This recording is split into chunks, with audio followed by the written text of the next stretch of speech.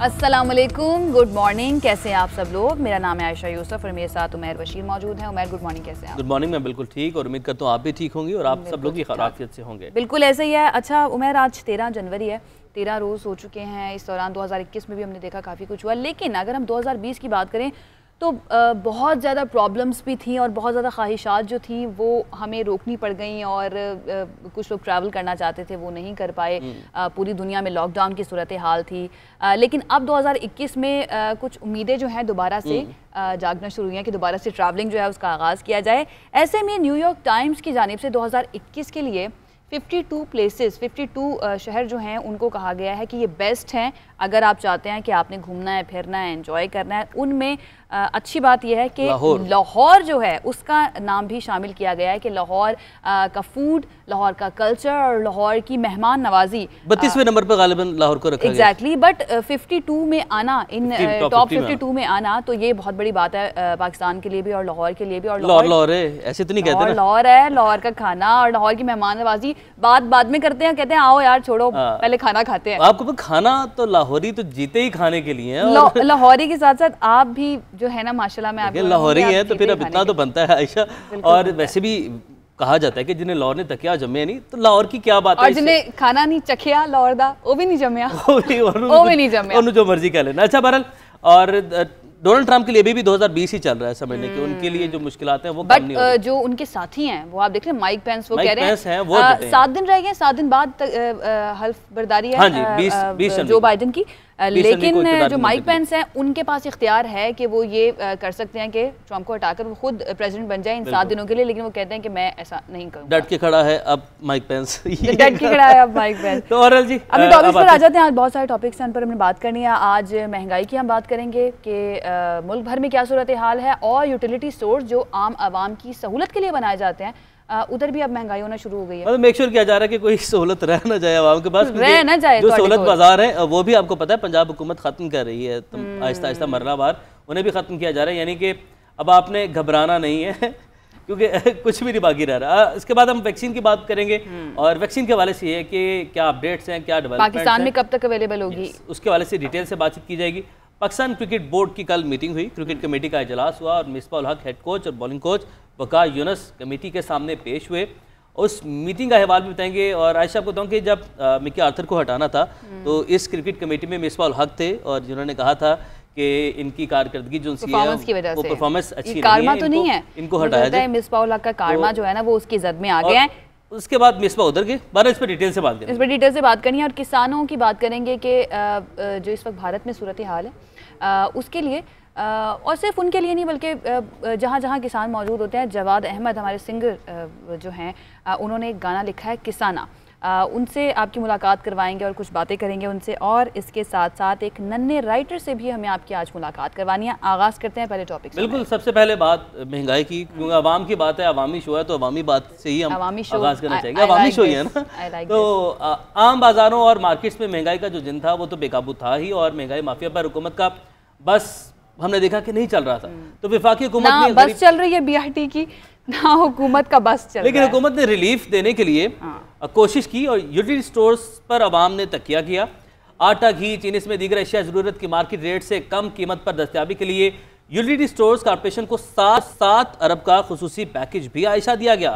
लेकिन अब ये चंद स्टोर्स भी महंगाई की तूफान की लपेट में आ चुके हैं। घी और कुकिंग ऑयल की कीमतों में 27 रुपए तक इजाफे के बाद मसाला जात, खुश्क दूध, साबुन, मशरूबात, टूथपेस्ट, शू पॉलिश, यहाँ तक कि बच्चों के डायपर्स तक जो हैं वो 60 रुपये महंगे कर दिए गए हैं। और महंगाई को काबू करने के लिए अव्वल तो हुकूमत की कोई बाकायदा पॉलिसी है ही नहीं शुरू से, और जो एडहॉक इंतजामात और पैकेजेस हुकूमत लाती है वो भी नाकाम साबित होते हैं।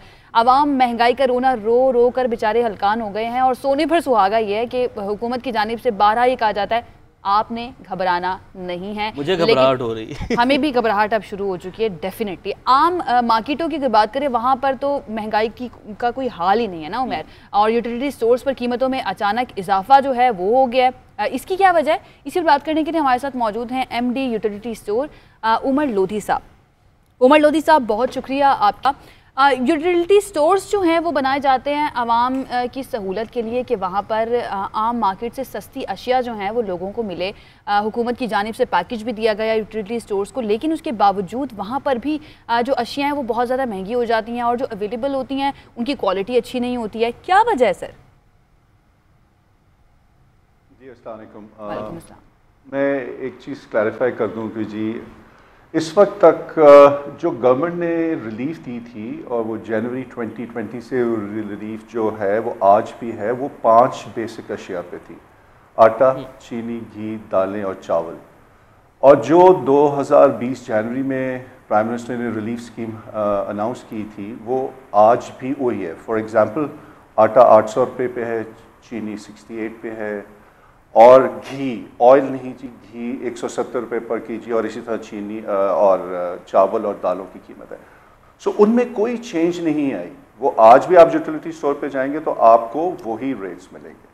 क्या बाकी चीज़ों के दाम बढ़े हैं? डेफिनेटली उनकी प्राइसेस बढ़ी है बिकॉज मैन्युफैक्चरर्स ने, अगर आपने जिक्र किया डायपर्स, अभी आपने जिक्र किया शायद पॉलिश और डिटर्जेंट्स का, तो उनकी प्राइसेस बढ़ी हैं बिकॉज मैन्युफैक्चरर्स ने बढ़ाई हैं। तो हमें उनके बढ़ानी पड़ती है बिकॉज इस पे रिलीफ नहीं है, इस पे कोई सब्सिडी नहीं है और गवर्नमेंट अफोर्ड भी नहीं कर सकती कि पैम्पर्स पे भी सब्सिडी दी जाए। तो ये एक थोड़ा सा गलत वो इम्प्रेशन है कि जी यूटिलिटी स्टोर पे सब चीज़ें महंगी होगी। जी नहीं, ये 5 बुनियादी अशिया की पे गवर्नमेंट ने अरबों रुपए की सब्सिडी दी है। जैसे अभी आपने जिक्र किया 7 अरब, ये इससे भी ज़्यादा की सब्सिडी है। पिछले पूरे आज 13 माह हो गए और इन 5 आर्टिकल्स पे वही प्राइसेस है और वही मेंटेन की गई हैं और वही मेंटेन की जा रही हैं एज ऑफ टुडे। अच्छा उमर साहब, ये बताइएगा कि क्या चीनी अवेलेबल है तमाम यूटिलिटी स्टोर्स पर और घी और ऑयल की कीमत में 1 रुपये का भी इजाफा नहीं किया गया? क्या आप इस बात की तस्दीक करते हैं? जी मैं बिल्कुल तस्दीक करता हूँ। चीनी वाफिर मिकदार में अवेलेबल है, चीनी की कोई कमी नहीं है। मैं रिपीट करता हूँ, घी, ऑयल पे गवर्नमेंट ने सब्सिडी नहीं दी। घी जो आम घरों में यूज़ होता है उसकी जो घी के जो ब्रांड्स हैं जिस पे सब्सिडी है वो आज भी 170 रुपये पर केजी पे उनकी प्राइस फिक्स है सिंस जनवरी 2020, नो चेंज। अच्छा उमर साहब, आप कह रहे हैं कि जिन घी या ऑयल पर सब्सिडी दी गई है उनकी कीमत अब भी यही है, तो यूटिलिटी स्टोर्स पर क्या सिर्फ उसी ब्रांड की चीज़ें रखी जाती हैं जिन पर सब्सिडी दी जाती है या डिफरेंट ब्रांड की चीज़ें भी होती है? क्योंकि थोड़ी सी कन्फ्यूजन ये है कि कुछ स्टोर्स में कीमतें ज़्यादा हैं, 27 रुपये तक ज़्यादा है, ग्राउंड रियलिटी की बात कर रही हूँ। तो ये बताएगा कि क्या डिफरेंट ब्रांड्स रखे जाते हैं और हर तरह के ब्रांड्स होते हैं जिन पर सब्सिडी होती है और जिन पर सब्सिडी नहीं भी होती? जी आपका आई थिंक आपका अच्छा सवाल है। उसमें देखें, हम जी हर ब्रांड रखते हैं जो पाकिस्तान में टॉप टियर ब्रांड होंगे, मिडिल टियर ब्रांड, वो तमाम ब्रांड यूएस यूटिलिटी स्टोर्स पे आपको मिलेंगे और हम फिर फिक्स करते हैं कि जी किन ब्रांड्स पे ये सब्सिडी होगी और किन पे नहीं। फॉर एग्जांपल कुकिंग ऑयल पे आपको कहीं भी कोई सब्सिडी नहीं मिलेगी बिकॉज ये एक एक्सपेंसिव और इस पे और ये आम घरों में नहीं। घी पे उमर साहब, आप कह रहे हैं कि हर तरह के आप ब्रांड्स रखते हैं जिन पर सब्सिडी नहीं भी होती, वो भी ब्रांड्स आप रखते हैं। फिर आम मार्केट में और यूटिलिटी स्टोर्स में फ़र्क क्या रह जाता है? अगर सेम कीमत और जिस तरह से आप कह रहे हैं कि मैन्युफैक्चरर्स अगर कीमतें बढ़ाते हैं तो आपको भी बढ़ानी पड़ती हैं, तो आम मार्केट में और यूटिलिटी स्टोर में फ़र्क क्या रह जाता है फिर? देखिए हम एक रिटेल ऑर्गेनाइजेशन है जी। अगर मैं कुछ ऐसे ब्रांड ना बेफर्ज आपका घर वाले या आपके कोई भी रिश्तेदार वो आके एक ब्रांड नहीं लेना चाह रहे और दूसरा ब्रांड लेना चाह रहे हैं तो हम एक रिटेल ऑर्गेनाइजेशन है, हमने अपने अखराजात भी पूरे करने हैं, हमने तनख्वाहें भी देनी है, हमने रेंट्स भी देने हैं, तो हमें अपने कंज्यूमर के लिए तमाम ब्रांड्स रखने पड़ते हैं और उसमें सब्सिडाइज ब्रांड भी होते हैं, उसमें नॉन सब्सिडाइज ब्रांड भी होते हैं। तो इसलिए हम लाइन ड्रॉ नहीं करते कि जी हम ये ब्रांड रखेंगे और ये नहीं रखेंगे। ये एक रिटेल आउटलेट है, कुछ भी आप चाहें आपको मिलना चाहिए और मिलता है जी। तो इसलिए इसमें कोई डिफ्रेंशिएशन नहीं है कि कौन सा ब्रांड रखना है कौन सा नहीं है, तमाम ब्रांड्स अवेलेबल होते हैं और इसी से फिर हमारी इनकम भी जनरेट होती है जिससे हमने अपने अखराजात पूरे करने होते हैं। सही, ठीक है।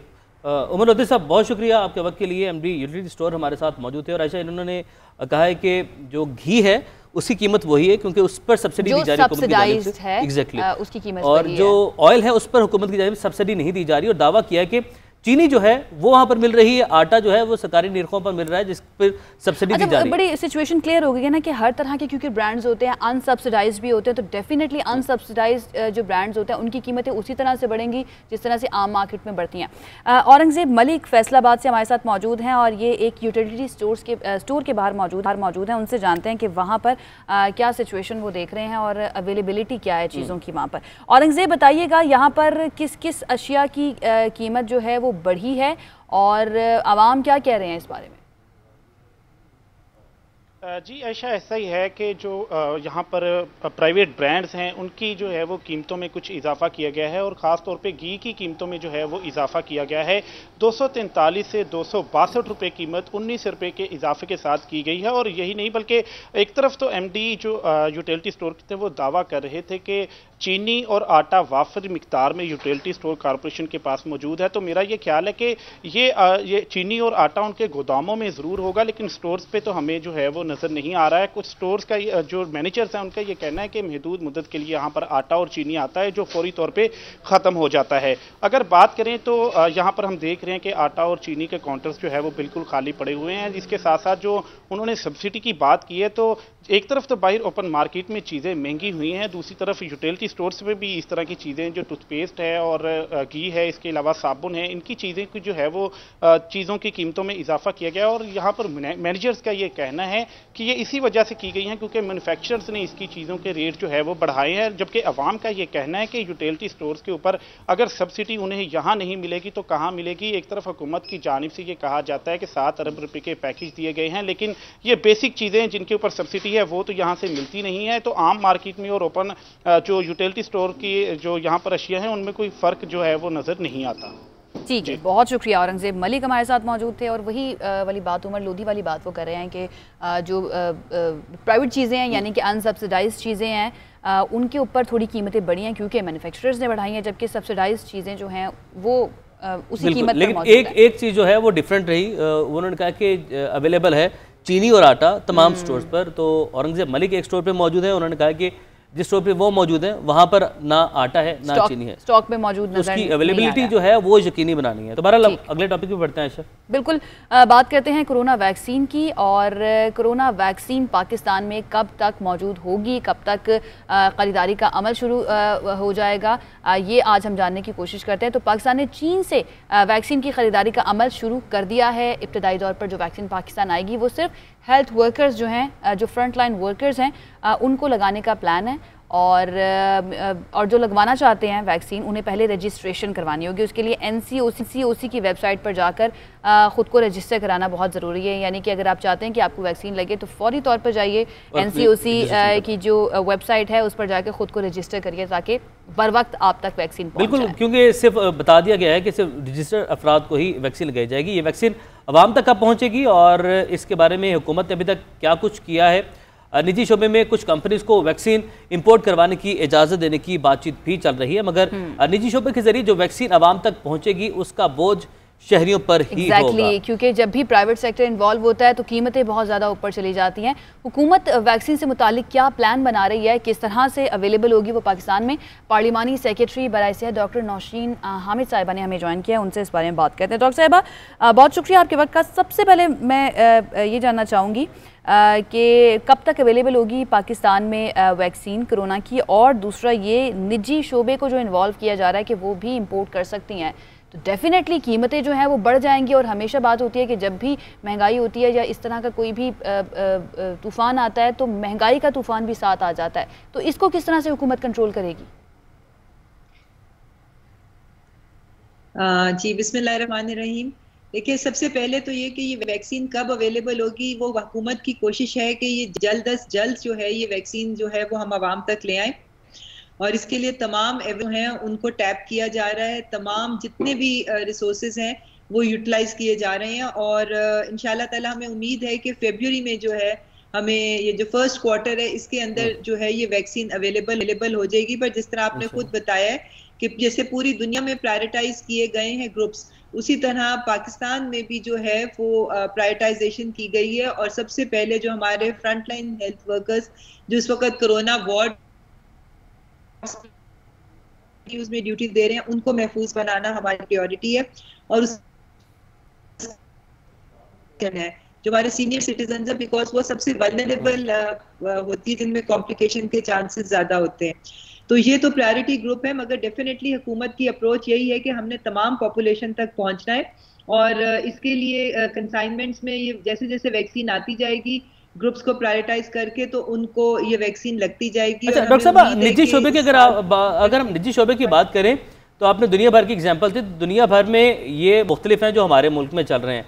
हमारे मुल्क में माफिया बन जाते हैं, पेट्रोल माफिया के आगे घुटने टेकने पड़ गए हुकूमत को, आटा माफिया है, चीनी माफिया से जंग अभी जारी है, तो एक और माफिया आ जाएगा अगर ये अवाम तक इसकी कम कीमत में जो फरहमी है वो यकीनी बनानी है।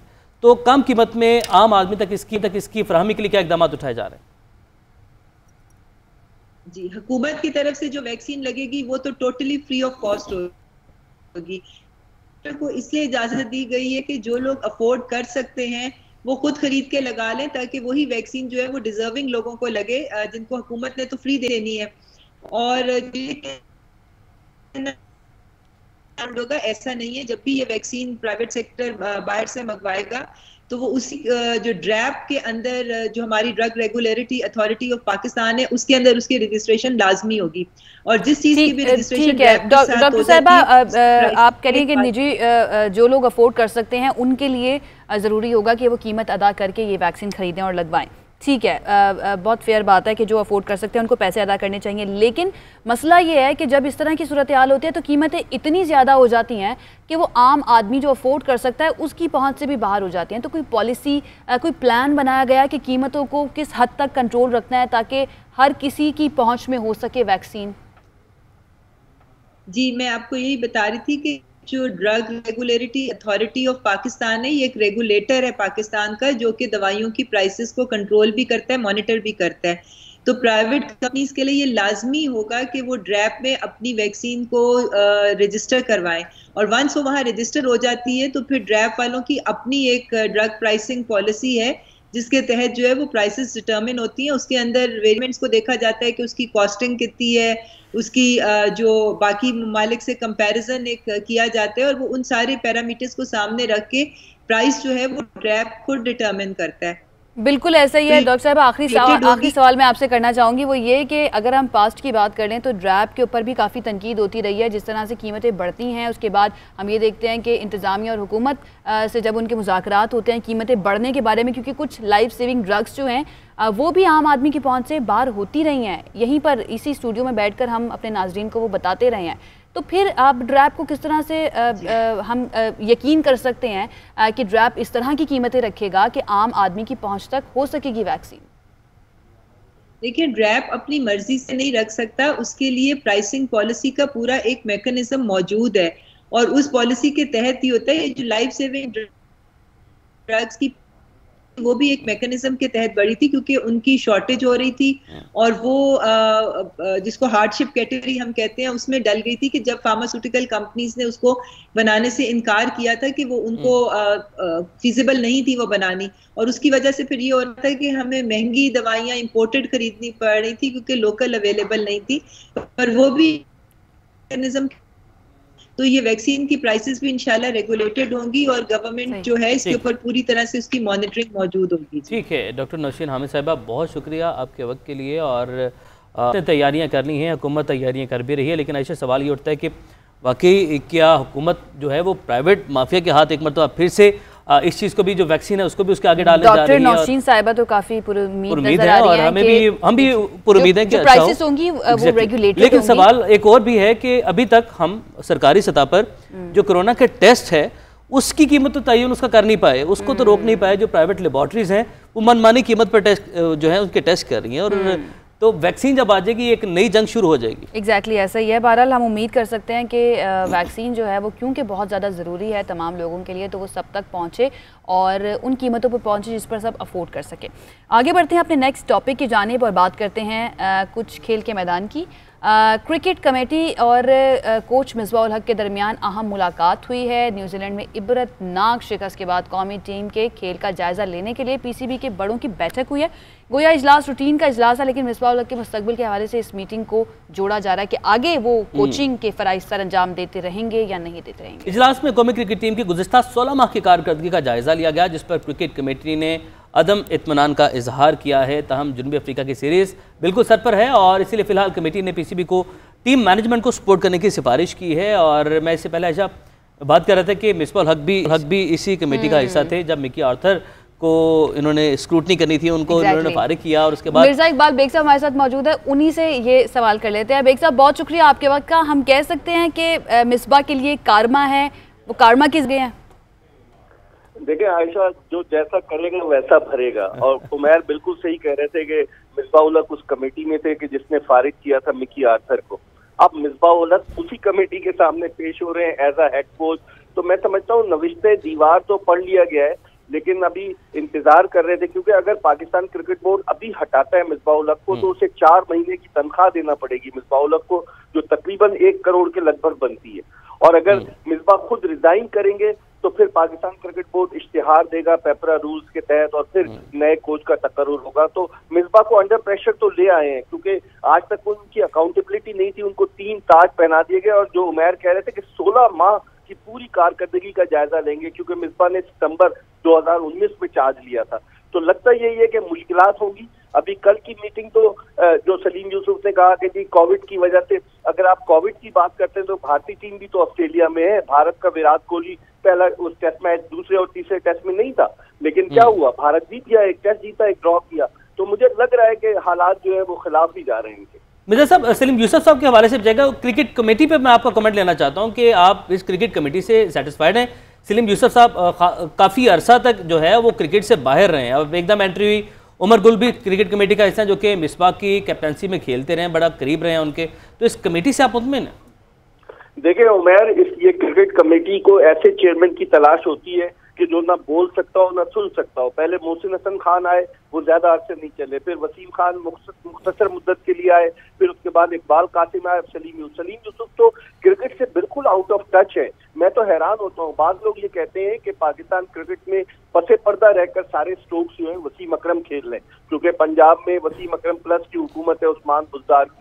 तो वसीम अकरम हैं तो ज़हीन आदमी, और सलीम यूसुफ से उनकी दोस्ती थी, इसलिए उन्होंने सलीम यूसुफ का नाम रेकमेंड किया। और सलीम यूसुफ वही कहेंगे जो उन्हें पीछे से कहा जाएगा। अच्छा सॉरी मिर्जा साहब, एक और कमेंट कीजिएगा आखिर में कि मिसबाह उल हक ने कहा है कि वो स्क्रूटनी के लिए नहीं जाएंगे, अगर कमेटी ने बैठ कर क्रिकेट की बेहतरी के लिए बात करनी है तो वो हाजिर हैं। तो ये जो पेशी हुई है, ये स्क्रूटनी थी या क्रिकेट की बेहतरी के लिए गुफ्तगू थी? ये स्क्रूटनी थी, ये एक झटका था कि पहले ये ट्रेलर था, ये आप देखिएगा ये ट्रेलर था, उसके बाद आप देखिएगा असल फिल्म शुरू होगी। मिसबाह को उन्होंने इत्मीनान तो दिलाया है कि एक सीरीज और साउथ अफ्रीका की सीरीज ये हो जाए, तो उसके बाद देखिएगा फैसले हो चुके हैं, क्योंकि राब्ते पसे पर्दा इन लोगों ने गैर मुल्की कोचेस से राब्ते किए पीसीबी ने। और वसीम खान क्योंकि खुद बर्मिंघम में रहते हैं, ब्रिटिश नेशनल हैं, वो भी चाह रहे थे कि कोई गैर मुल्की कोच आए ताकि खिलाड़ियों को प्रॉपर तरीके से कंट्रोल कर सके। अब उन्हें अपनी गलती का एहसास हो गया कि मिसबाह उल हक ने कहीं कोचिंग नहीं की थी और उनको हेड कोच बनाकर पाकिस्तान क्रिकेट बोर्ड ने बहुत बड़ा ब्लंडर किया। बहुत शुक्रिया। मिर्जा इकबाल बेग साहब हमारे साथ मौजूद थे। और मिसबाह उल हक का फ्यूचर क्या होगा, वो कह रहे हैं कि आने वाले वक्त में अब पूरी फिल्म जो है वो चलना शुरू की, यानी पिक्चर अभी बाकी है। लेकिन थोड़ा सा ये भी हम कह सकते हैं कि मिसबाह का टफ टाइम जो है वो शुरू हो गया, और इसमें भी कोई शक नहीं कि मिसबाह उल हक बाकी किसी को जवाब दे नहीं थे। जिस वक्त उन्हें लगाया जा रहा था, हेड कोच बनाया जा रहा था, उस वक्त भी हम काफ़ी ये तबसरे होते थे, तनकीद होती थी कि उनका एक्सपीरियंस एक अच्छे क्रिकेटर का है, उनको एक कोच के तौर पर नहीं लगाना चाहिए। वो अभी एलिजिबल नहीं थे उसके लिए, उनको ट्रेनिंग दी गई और ट्रेनिंग एकेडमी बनाया गया पीसीबी को, और ये बहुत बड़ा ब्लंडर था। अगर आपने इस चीज़ का इतराफ़ किया, उसमें भी आपने 2 साल लगा दिए, कॉन्सिक्वेंसेज जो है वो भी आना शुरू हो गए हैं। हमारी क्रिकेट टीम की हालत, उसकी परफॉर्मेंस जो है वो सबके सामने है। 12 एक ब्रेक लेते हैं। ब्रेक के बाद जब वापस आएंगे तो नन्हे राइटर से हमें आपकी मुलाकात करवानी है। नन्हा पोइट कहा जाए तो ज़्यादा बेहतर है, वैसे कुछ भी नन्हा पोइट, तो उस मुलाकात करवाएंगे आपकी। एक ब्रेक के बाद हमारे साथ रहिए। ब्रेक के बाद खुशामदीद। हमारा मुल्क उमैर एक तरक्की पजीर मुल्क है, और तालीमी मैदान में भी हम अभी आलमी मयार से काफ़ी पीछे हैं।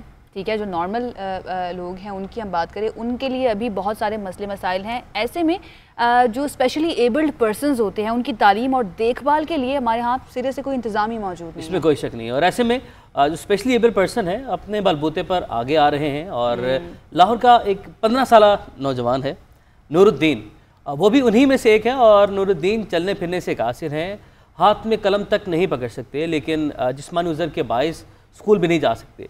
हैरान कुन तौर पर नूरुद्दीन सूफियाना कलाम का एक मजमुआ भी लिख चुके हैं और उर्दू के साथ साथ अंग्रेज़ी पर भी महारत रखते हैं। अमजद इस्लाम अमजद, अनवर मसूद और दीगर अदबी शख्सियात ने नूरुद्दीन के शेरी मजमुए पर उन्हें खूब दाद दी है। और हमारे लिए काबिल फ़ख्र बात यह है कि नूरुद्दीन आज हमारे साथ स्टूडियो में मौजूद हैं और उनको खुशामदीद कहेंगे। अपने फादर ज़हीर बाबर साहब के साथ वो मौजूद हैं। Sir, welcome to our show. Thank you. तो सबसे पहले नूर, आप बताएं, हाउ डू यू थिंक, कैसे आपने सोचा कि आपको पोइट्री बहुत ज़्यादा पसंद है और आपको इस पर लिखना चाहिए? बहुत बड़े बड़े लोग होते हैं, बड़ी उम्र हो जाती है, उनको समझ नहीं आती, पसंद तो होती है, जैसे मुझे पसंद है पोइट्री, पढ़ना पसंद है, but we can not write. तो आपने कैसे सोचा? मैं बचपन से ही सूफीज़्म से लगाव रखता हूँ, सूफीज़्म को पढ़ता हूँ, बाबुल शाह को, मियां मोहब्बत को, बख्श को और गुलाम फरीद को बहुत पढ़ता हूँ, पसंद भी करता हूँ। तो इसलिए उनकी शायरी को पढ़ने से मुझे एक जज्बा पैदा हुआ कि क्यों ना मैं भी कुछ लिखूं। तो फिर मैंने लिखना शुरू। अभी आपकी एज जो है वो 15 साल है या 15 ईयर्स ओल्ड जी। आपने कब शेर व शायरी लिखना शुरू किया? मैंने 12 साल की उम्र में लिखना शुरू किया था और 14 साल की उम्र में पहली किताब मुकम्मल की। अच्छा, ये पहली किताब थी आपकी? जी, मुसाफिर। मैं अपने नाज़रीन को दिखा दूं कि ये मुसाफिर ट्रैवलर, ये इनकी पहली जो है। आपने ये नाम क्यों चूज किया, ट्रैवलर, वाई मुसाफिर? मैंने इसलिए चूज किया क्योंकि मैं ये मैंने शुरू भी किया और ख़त्म भी एम पे किया और मैं समझता हूँ कि दुनिया का सफ़र है और हम सब मुसाफरत कर रहे हैं, तो इसलिए मैंने इसका नाम मुसाफिर रखा। मुसाफिर। आपने सूफीज़म की बात की। सूफीज़म जो है बड़ा ही कॉम्प्लेक्स टॉपिक है और हर कोई इसको नहीं समझता। मतलब समटाइम्स ऐसा होता है कि किसी गैदरिंग में आप बैठे हो और सूफीज़म पर बात शुरू हो जाए तो लोग कहते हैं क्या डिप्रेसिंग बातें करनी शुरू कर दी हैं। तो आप इतने यंग हैं, आपने कैसे, मतलब आपका इंटरेस्ट कैसे हुआ सूफीज़म में? क्योंकि सूफीज़म में पढ़ता था और मुझे ये ध्यान मैंने दिया, इंटरेस्ट किया कि लोग इससे दूर जाते जा रहे हैं, स्पेशली हमारी यूथ जो है वो सूफीज़म नहीं पढ़ रही, वो दूसरे शेर गालिब के और जो दूसरे शेर हैं उन्हें गौर कर रही है। तो मैंने इस पर थोड़ा ध्यान दिया और सोचा कि मैं इसे दोबारा रिवाइव करने की कोशिश करूँ। आप कर रहे हैं बड़ा। आप स्कूल नहीं गए, रिवाइव करने की कोशिश, आपने एजुकेशन नहीं हासिल की, फिर आपने कहाँ से सीखा पढ़ना लिखना? मतलब आप उर्दू पर भी अबूर है, अंग्रेज़ी पर भी अबूर है, आपने किताब लिख दी है, एक और आपका मजमुआ आ रहा है, तो कैसे ये सब कुछ? मैं बहुत इंस्टीट्यूशन में गया हूँ, बहुत स्कूलों में गया हूँ और वहाँ पर उन्होंने डिनाई कर दिया था कि हम आप जैसे स्पेशली एबल को एडमिशन नहीं दे सकते, क्योंकि वो कहते हैं जो कि वॉक कर सकते हैं हम उन्हें दे सकते हैं बिकॉज दे कैन वॉक। तो उन्हें ज़हनी भी कोई मसला हो तो हम उन्हें वो फैसिलिटीज दे सकते हैं, आपको नहीं दे सकते क्योंकि आप चल फिर नहीं सकते, आपको वो अटेंडेंट के जाना आना को टाइप करना आपको वो फैसिलिटी नहीं दी जा रही। तो इसलिए मैं घर में तालीम हासिल किया मैंने इंटरनेट पर और सोशल स्टडीज़ फिर करता हूँ। See this is the right use of net के किस तरह से आप अपने बेहतरी के लिए इस्तेमाल कर सकते हैं। ज़हीर साहब भी हमारे साथ मौजूद हैं, आपसे भी मैं बात करना चाहूँगी। ज़हीर साहब, आई नो एक चैलेंज है इस तरह से, स्पेशली एबल्ड अगर आपका बेटा हो, लेकिन उसके बावजूद आपको डेफिनेटली फ़ख्र भी होगा कि आपका बेटा जो है इतना यंग होने के बावजूद उसकी सोच कितनी ज़बरदस्त है, वो लिखता कितना अच्छा है। आप माशाल्लाह ख़ुद भी लिखते हैं, राइटर हैं। तो क्या क्या चैलेंजेस आपने फेस किए, किन किन स्कूल्स में आप गए और किस तरह से तालीम जो है आप इसकी जारी रखे हुए हैं? हाँ, अल्हम्दुलिल्लाह, अल्लाह का बड़ा करम है कि उसने मुझे गॉड गिफ्टेड है ये बच्चा। इसलिए इसकी जो सलाहियतें हैं ये मुझे बहुत पहले नज़र आ गई थी और इसने मुझे कहा भी था कि डैड मैं कुछ लिखना चाहता हूँ, I have to write something. तो मैंने इसे इनकरेज किया है, डिस्करेज नहीं किया। ऐसे बच्चों की हौसला अफजाई करें तो वो आगे आते हैं, हमें करनी चाहिए। इस मुआशरे का अलमिया ये है कि हम लोग ऐसे बच्चों को इग्नोर कर देते हैं और पीछे रह जाते हैं। प्राइवेट स्कूल जहाँ जहाँ पर गए उन सब तो डिस्करेज किया, वो सर उनको ज़्यादा बड़ी बात की, बड़ी बहस की। उन्होंने कहा नहीं, हम इसको अटेंडेंस नहीं दे सकते, जो इसकी टेक केयर करे, कहीं बाथरूम जाना है, कहीं इसको उठाना है बिठाना है, who taking care of him. That's why मैं इसे घर ले आया। इसने हिम्मत नहीं हारी और मैंने कहा तुम हिम्मत नहीं हारो, जो तुम्हारे दिल में आता है, ख्याल आता है, लिखना पढ़ना जो तुम करना चाहते हो करो, मैं भी तुम्हारी हेल्प करूँगा। तो अल्हम्दुलिल्लाह इसने 2 साल में ये किताब लिखी है जो अब मर्ज़ वजूद में है और फिरोज चंद ने छापी है। ये अलफता स्टोर पे और बड़े लाहौर के बड़े बड़े स्टोरों पे मौजूद है, बड़ी लाइब्रेरी में मौजूद है थ्रू आउट पाकिस्तान। अच्छा, आपको कब पता चला कि हाँ नूर जो है वो इस तरह से लिख सकता है और सूफीज़म में उसका इंटरेस्ट है? आपके लिए शॉकिंग नहीं था? क्योंकि मेरे लिए शॉकिंग है कि इतना यंग बच्चा सूफीज़म की बात करता है, गालिब की, इकबाल की बात करता है, फैज़ की बात करता है। हम लोगों को, हमारी एज के या जो हमसे भी बड़े लोग होते हैं एज के, उनको भी अक्सर ये बातें समझ में नहीं आती हैं, तो इसको समझ में आती हैं। डेफिनेटली गॉड गिफ्टेड है। आयशा आप बिल्कुल सही कह रही हैं। इसने जब मुझे बताया है कि मैं सूफीज़म पे लिखना चाहता हूँ, मैं कुछ करना चाहता हूँ, तो मैंने इसके वो बाबा बुल्ले शाह के अशार सुने जो इसने नेट पे पढ़ के याद किए थे और इसने इतने अच्छे सुनाए, फिर मैंने इसकी हौसला अफजाई की कि तुम लिखो, कोई बात नहीं, हम इसको किताब को शाया करेंगे। अच्छा नूर, आपने जब आपको रिजेक्शन, हम यही मैं लफ्ज़ यूज़ करना चाहूँगा, आपने उन सब लोगों, इस सोसाइटी के, इस माशरे के, उन स्कूल्स के मुंह पे, वो जिन लोगों ने रिजेक्ट किया, सो कॉल्ड अपने आप को क्या काबिल समझते हैं या क्या कहूँ, मेरे पास अल्फाज नहीं है, आपने उनके मुंह पे तमाचा मारा है। आज वो सब लोग देख रहे हैं, वो सब लोग सुन रहे हैं, वो सब लोग शर्मिंदा होंगे कहीं ना कहीं, लेकिन उन्हें अपनी शर्मिंदगी मिटाने के लिए कोई जगह नहीं मिली होगी। तो सबसे पहले थैंक यू, आप बहुत सारे लोगों के लिए इंस्पिरेशन है। और आप क्या मैसेज देना चाहेंगे इन सब लोगों को, हमारी गवर्नमेंट को, क्योंकि गवर्नमेंट की भी जिम्मेदारी है, हम सब लोगों की भी जिम्मेदारी है, लेकिन एक मैसेज, आपकी क्या फीलिंग है? यू आर अ फाइटर, आपने फाइट किया है, आपने बताया है, लेकिन हर कोई फाइट नहीं कर सकता, हर कोई फाइटर नहीं होता, हर किसी के साथ इतनी सपोर्ट नहीं हो सकती, ये भी रीज़न आ सकती है। तो आप क्या मैसेज देना चाहेंगे? मेरा गवर्नमेंट से ये मैसेज है कि जहाँ दूसरे बच्चों के लिए, दूसरे शहरियों के लिए सहूलतें बनी जा रही हैं, जहाँ पर इंस्टीट्यूशन बनाए जा रहे हैं, वहाँ पर स्पेशल चाइल्ड्स के लिए भी कोई इंस्टीट्यूशन होनी चाहिए, कोई ऐसा अदारा होना चाहिए जो कि उनकी ज़रूरतें, जो कि इंस्टीट्यूशन है, जो कि ऐसी चीज़ें हैं उनको बताए कि कैसे उसे डील करना है।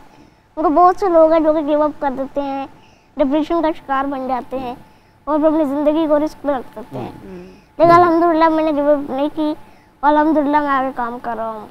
मैं ये कहूँगा कि हमारे यहाँ कोई ऐसी इंस्टीट्यूशन होनी चाहिए, डेफिनेटली होनी चाहिए। और हम भी यही कोशिश करते हैं कि जो कमियां हैं माशरे में, जो खामियां हैं, उनकी निशानदही कर, ताकि जो ज़रूरतमंद लोग हैं उनकी जो आवाज़ है वो साहिब इक़्तिदार लोगों तक पहुंचती रहे।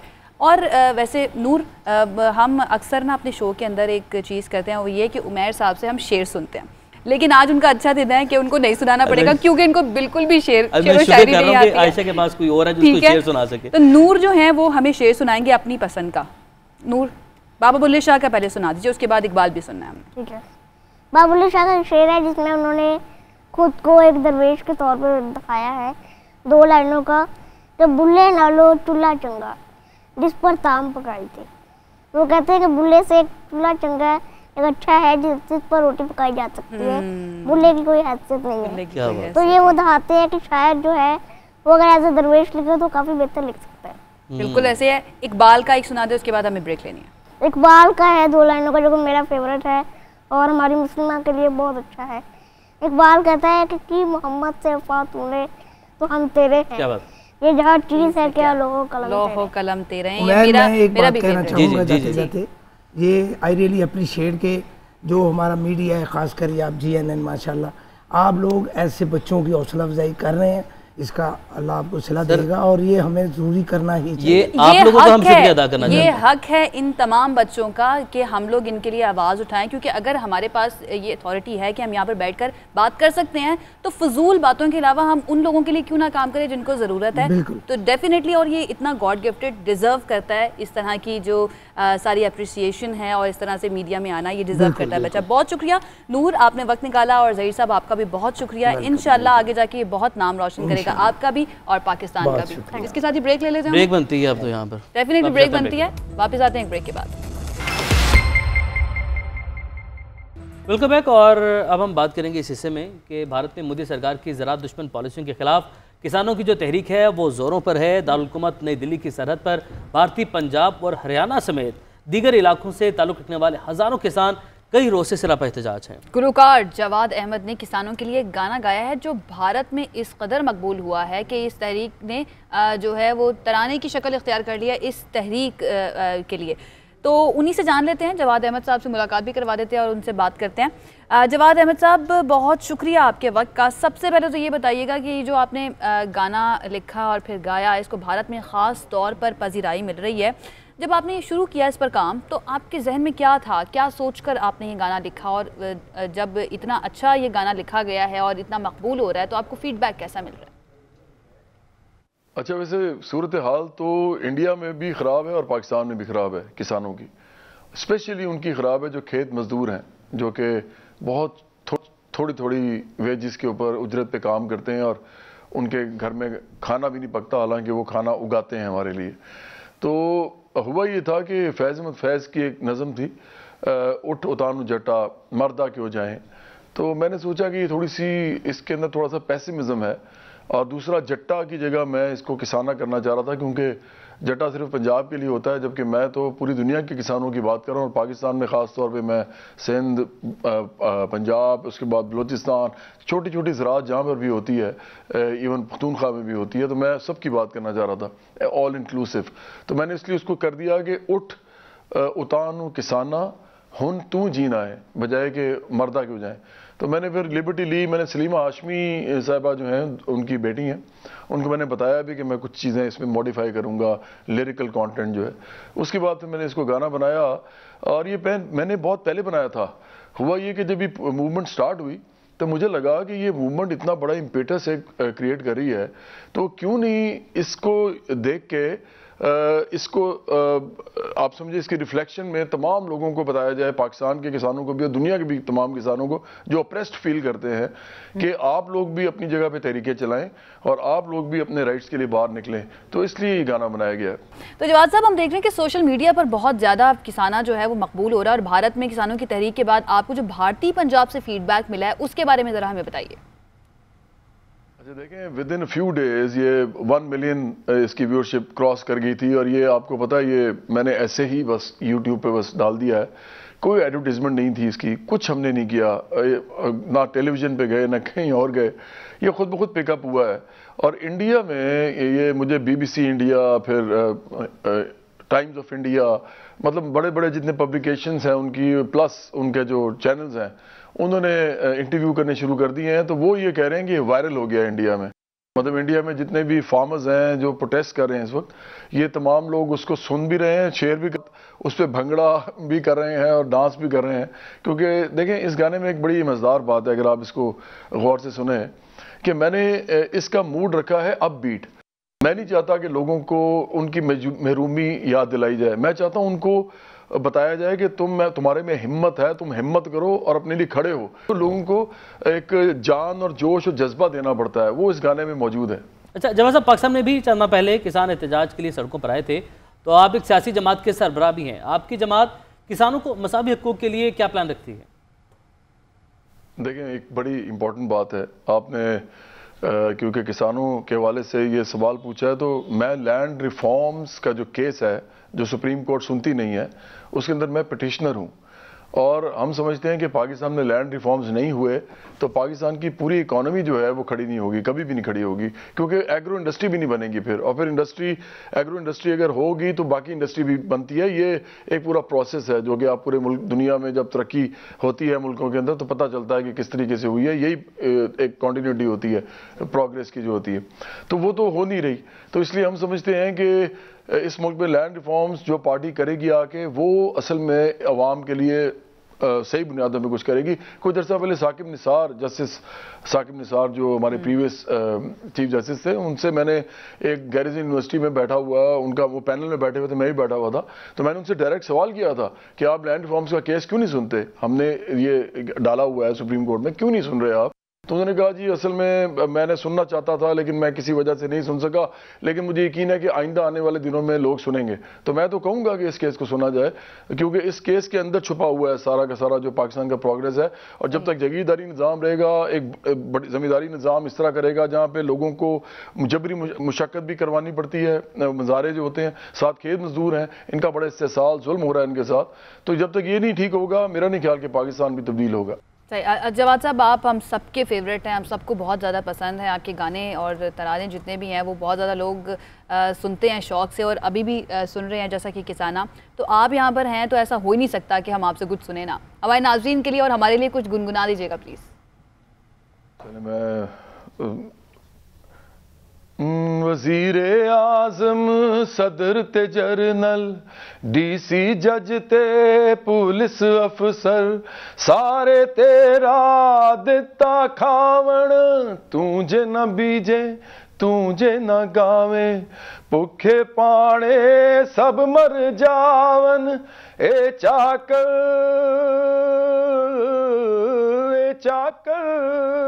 तू सरकार हुन तू जीना है उठ उतानू किसाना हुन तू जीना है उठ उतानू किसाना हुन तू जीना है। बहुत शुक्रिया। जवाद अहमद साहब हमारे साथ मौजूद थे और उन्होंने ख़ुद भी सुनाया ये नगमा और जो हमने थोड़ी सी सुनी भी है उनके शो में अपने सुनाया भी है। तो डेफिनेटली ये अपबीट है और वहाँ के किसानों का जज्बा और हौसला जो है बढ़ जाएगा बहुत ज़्यादा। लाहौर में हमने देखा किसान एहतजाज कर रहे थे, पाकिस्तान में एहतजाज कर रहे, अगर तब भी ये नगमा ये रिलीज़ कर देते तो शायद वो उनके अंदर और एनर्जी आ जाती है और उसको मजीद एहतजाज को ना उसमें इंटेंसिटी आ जाती है, ये कह सकते हैं, स्पार्क आ जाता है, स्पार्क आ जाता है। इसके साथ ही वक्त खत्म हो गया है। कल एक मरतबा फिर से हाजिर होंगे कुछ नए टॉपिक्स के साथ।